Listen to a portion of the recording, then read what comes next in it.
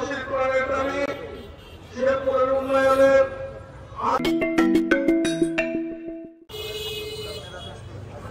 শেরপুর মানব কমার অংশগ্রহণ করেছে ওকে থেকে সিঙ্গেল বাংলা আপনারা জানেন যে শেরপুর দীর্ঘদিন ধরে অবহেলিত। তো আজকে যে বৃহৎ মানববন্ধন হলো, এই মানববন্ধন কর্মসূচি করেই শেষ করেই আমরা ক্লান্ত থাকবো না। আমরা যদি এই কর্মসূচির মধ্য দিয়েও যদি দায়িত্বশীলদের যদি টনক না নড়ে, তাহলে আমরা মাঠে থাকবো, আমরা আন্দোলন গড়ে তুলবো শেরপুরের সর্বস্তরের জনসাধারণদের নিয়ে। এছাড়াও আমি আমাদের শেরপুরের কৃতি সন্তান, আমাদের বর্তমান সেনাপ্রধান, ওনার দৃষ্টি আকর্ষণ করছি, আপনি এই জেলার সন্তান, এই মাটির সন্তান, আপনি এগিয়ে আসুন, আমাদের শেরপুরবাসীর প্রাণের দাবিগুলো বাস্তবায়নে সচেষ্ট থাকুন। শেরপুরের আপামর জনসাধারণের প্রাণের দাবি শেরপুরের উন্নয়ন।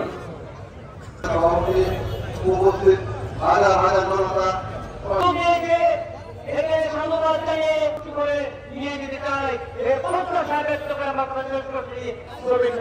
এই আন্দোলনকে যে ব্যাপকভাবে সহযোগিতা করেছে বলে নেই। এই জন্য আমরা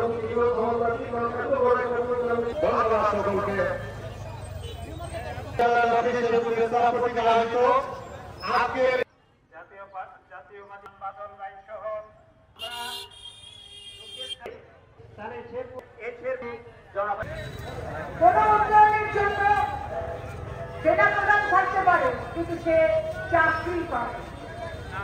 রাজনীতির সিদ্ধান্ত দরকার কোন উন্নয়নের জন্য, সেই রাজনীতিবিদদের কাছ থেকে এই চাহিদা উঠে আসতে হবে বলে আমি আরো মনে করি। আমাদের জনগণের মৌলিক অধিকারের মধ্যে গুরুত্বপূর্ণ একটা অধিকার হচ্ছে স্বাস্থ্যসেবা। এই স্বাস্থ্যসেবা থেকে শেরপুরবাসী বঞ্চিত। প্রিয় ভাইয়েরা আমার, শিক্ষা, স্বাস্থ্য, পর্যটন, যোগাযোগ, কৃষি এবং শিল্প সমস্ত দিক দিয়ে শেরপুর জেলা পিছিয়ে রয়েছে। আমরা আজকে শেরপুর প্রেস ক্লাবের মাধ্যমে শেরপুরের মানুষ আজকে ঐক্যবদ্ধ হয়ে রাস্তায় নেমেছে। আমরা আগামীতে শেরপুরবাসীকে এইভাবে ঐক্যবদ্ধ দেখতে চাই। দীর্ঘদিন উন্নয়ন বঞ্চিত শেরপুর জেলা, প্রান্তিক জেলা হিসাবে এখানের শিক্ষা, স্বাস্থ্য, কৃষি, পর্যটন এবং যোগাযোগ সবগুলি অপার সম্ভাবনার একটা জায়গা, কিন্তু আমরা পার্শ্ববর্তী জেলাগুলোর থেকে রাজনৈতিক গেরাকলে ফলে উন্নয়ন বঞ্চিত রয়েছে দীর্ঘদিন।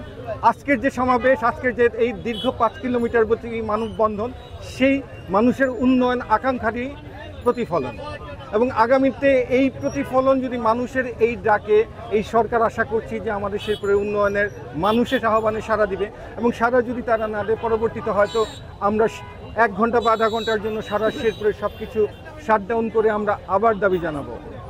আমাদের শেরপুর পিছিয়ে পড়া শেরপুরের উন্নতি হোক, এটাই এই শেরপুরের মানুষের প্রাণের দাবি।